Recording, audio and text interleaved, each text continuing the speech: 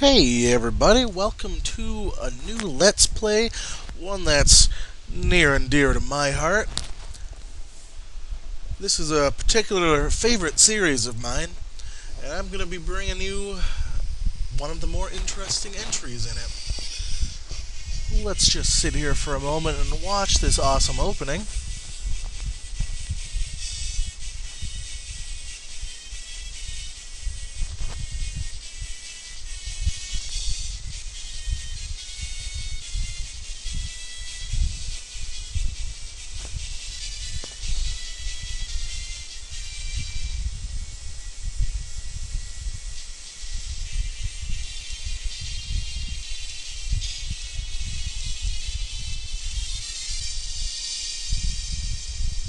Ladies and gentlemen, welcome to Fire Emblem, the Sacred Stones, otherwise known as Fire Emblem 8, and ironically only the second Fire Emblem game released in North America at the time. So here's a game for the Game Boy Advance, and here we're going to get a quick preview of a few of the classes in the game, which will give me a chance to explain them now instead of waiting during combat. This particular class, a journeyman's only one character in the game. I'll talk to him when we get there. Fighters are generally axe wielders. They are very powerful. They have incredible hit. They're the strongest melee fighters, but also the least accurate. Thieves, I hate. They're my second least favorite class in the series. They can steal, they can open chests and locks without using keys, but their attacks generally atrocious, and so is their defense. Archers are the first range class you're going to come across. They can strike from usually at least 2 squares away, but they also can't defend themselves from point blank range, making them a liability in defensive situations. Mage, one of my favorite classes in the series. Exactly what you'd expect. They cast elemental magic, fire, ice, and lightning. Monks are like mages, except they use light magic instead of elemental magic. Their attacks are slightly weaker than elemental magic, but their accuracy is also far greater. Now, the first lord we're going to encounter is the main character of the game, Eirika, and so I'll be talking far more about her as we continue on, so I'm not going to say too much right now. Paladin, one of the better classes in the game. They're the promoted form of the cavalry class. They're on horseback and can wield a variety of weapons. Knights are your basic tanks. They have incredible defense but really low speed, but they have a huge amount of hit points and usually pretty decent attack power. Cavaliers are your basic mounted class, usually use swords or spears. As it says, they are very well balanced. Overall, the most balanced class, I think. Pegasus Knights, my least favorite class in all the Fire Emblems. I've just never liked them. Every time I try to use one in one of these games, they always die. I end up having to protect them. They just never work out for me. Maybe your experience will be different. Priests are your healers. They can't defend themselves. They also can't attack. But they're your only class that can heal each other. Now, these are monsters we're going to be fighting, and let's not spoil any of that. Let's jump right into the game. I'm going to put it on normal. I don't need no gameplay hints. Just ignore that first save file. That was my practice run. Let's jump right into it.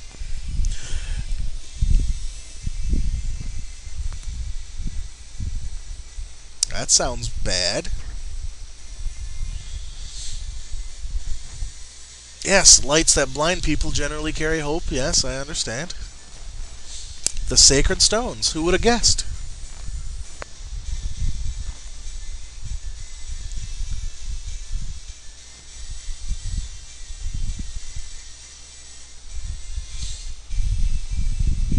The hero Grado and his warriors used the Sacred Stones to combat evil's darkness.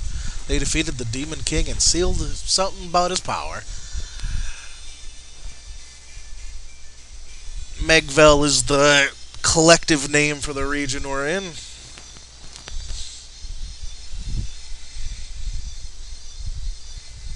Peace never lasts.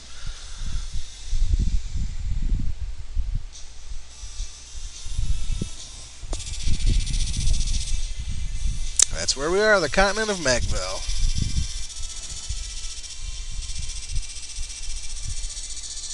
800 years we've had peace. That's pretty good.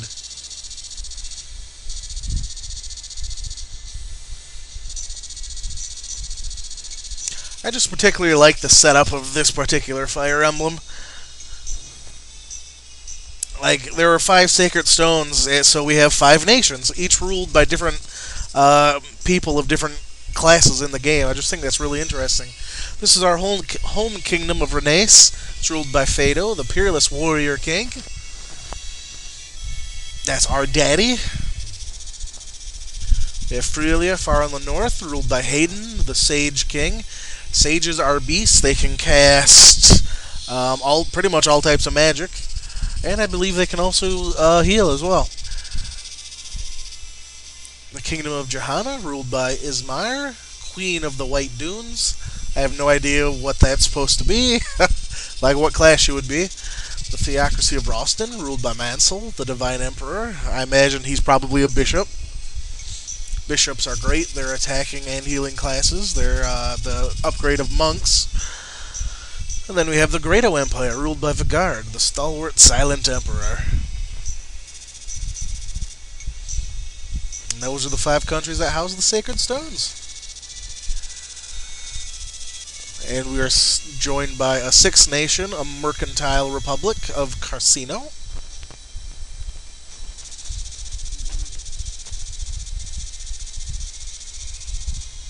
As they usually do. Well, after 800 years of not hearing about it, I imagine people would forget. It's now the year 803.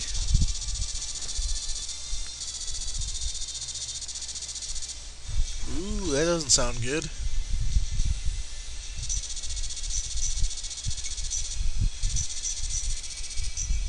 The Grado Empire, the largest of the Sacred Stone nations, has invaded the Kingdom of Renais under orders from Emperor Vigard. That's my country. What are they doing in my country?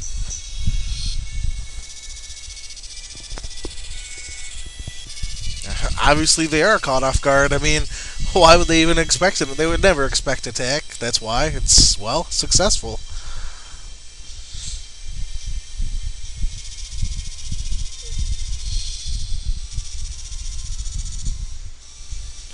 That doesn't sound good.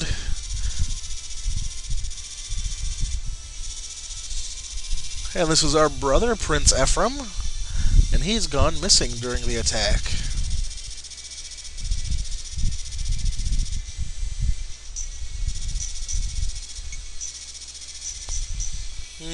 That's bad. We don't want the castle to fall. This is where I grew up. Prologue. The Fall of Renais.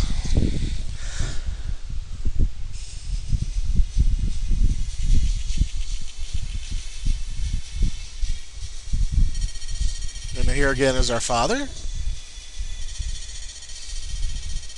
The castle gate has been breached. Emperor Vigard's forces are within the castle walls. I understand. The garrison has fallen. We've lost contact with Prince Ephraim, and we can expect no aid from his men. Your Majesty, what are we to do?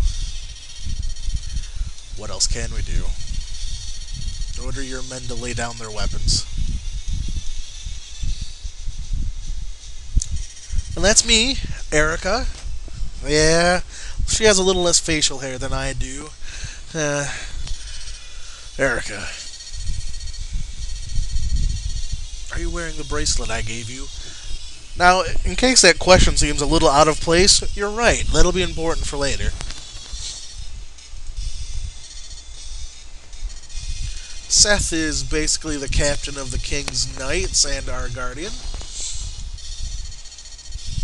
The plan is to head north to Frelia to seek refuge with King Hayden.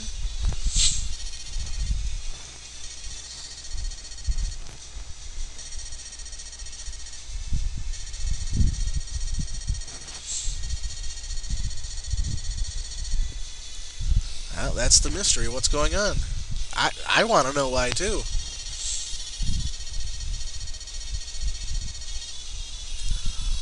Everyone agrees no, he's pretty much a very well-regarded king.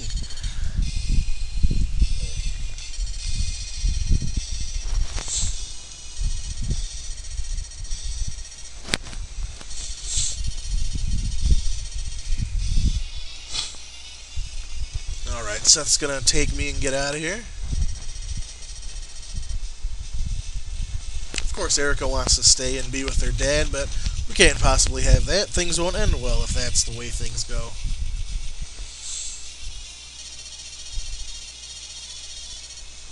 Ephraim and Eirika, you must survive.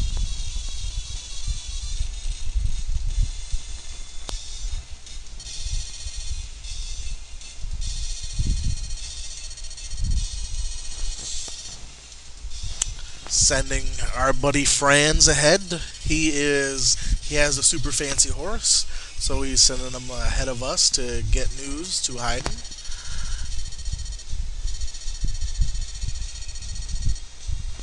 Send him ahead to try to bring us reinforcements, hopefully.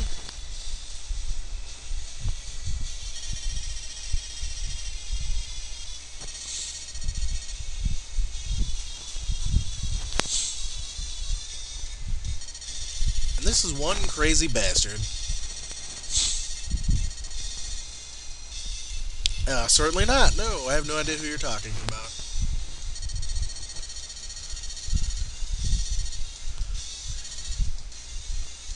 Here's our first fight scene. This one's automatic. This is apparently Voltaire, the Moonstone. Grado's finest general?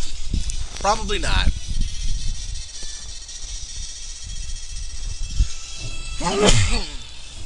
Oh, excuse me. Hopefully that wasn't too atrociously loud.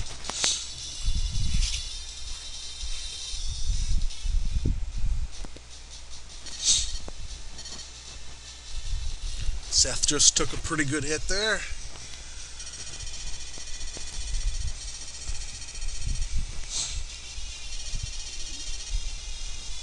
Yeah, these ruins are pretty terrible. They're so bad they're never mentioned after this fight again.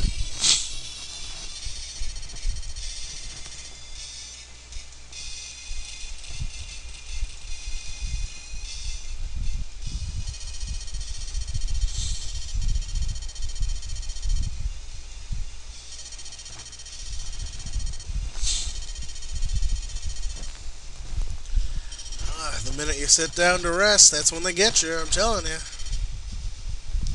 Like he how he apologizes to her for grabbing her. Guy's coming in to kill her, you just grab her and run. I'm sorry, it was a little rough.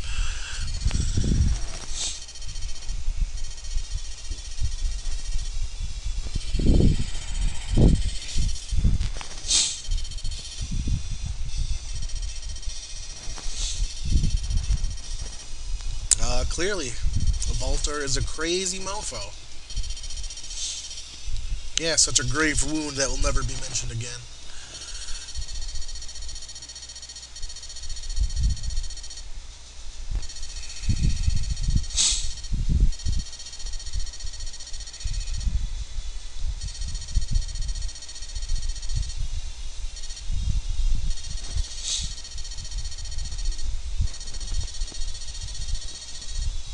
Sure, he's just fine.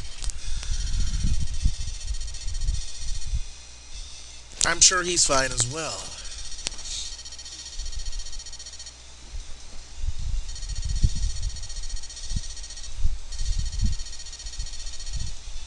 No, that's pretty true.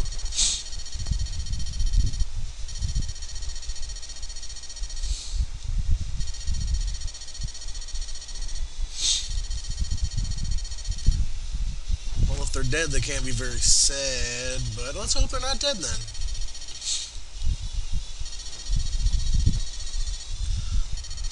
So, head to Frelia and hope for the best. Okay.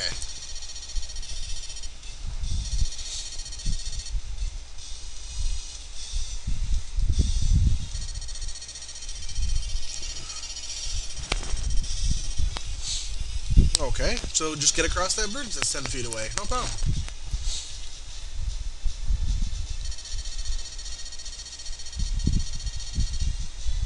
I imagine it won't be. You'd think she would know her kingdom, right? Okay, he's giving us a rapier. Okay.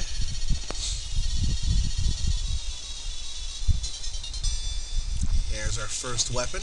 And strangely, an extremely good weapon.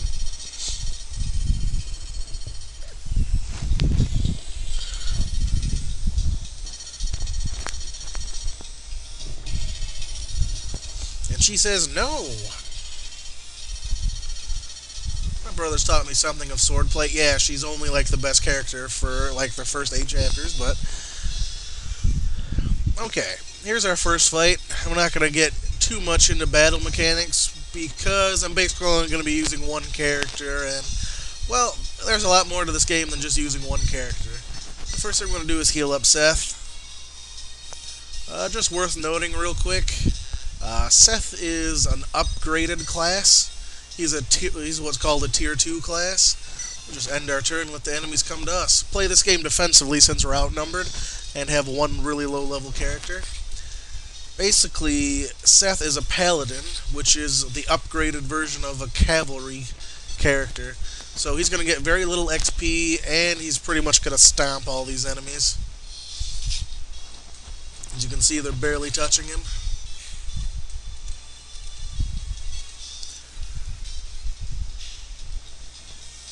And that enemy down there, you see kind of like a little shield flashing on him, and that means he's their leader.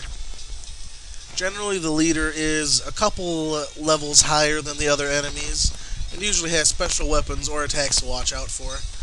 Now, in this game, unlike some of the other Fire Emblem games, the leaders can move around.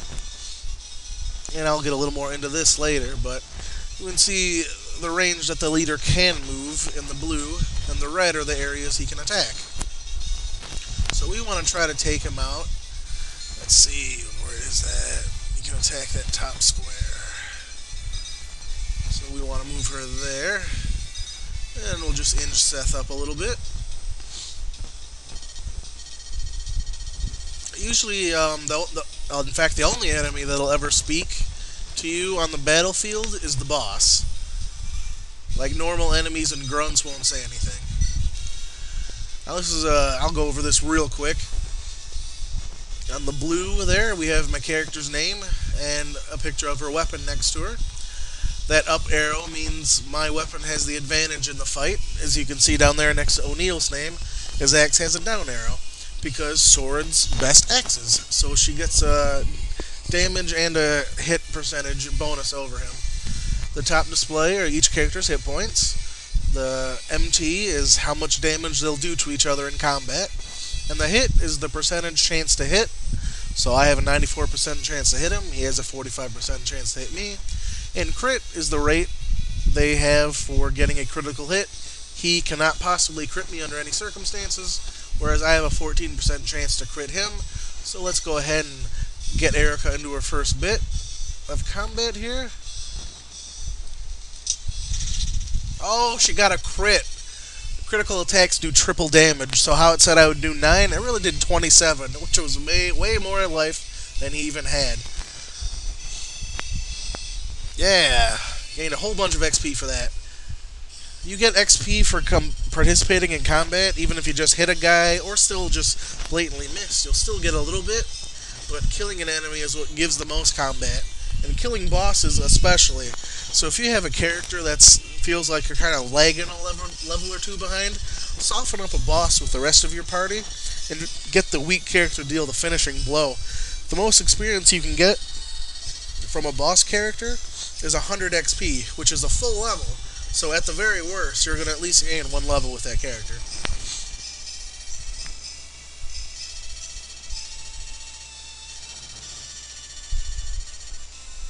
Of course, the princess not realizing war would be, this savage once she got out into it, because why would she? She's a princess. She always got to stay in the castle. She practiced the sword against her brother Ephraim. They did sparring. She's never seen real combat. I have to say, her resolve of character is quite impressive in this game.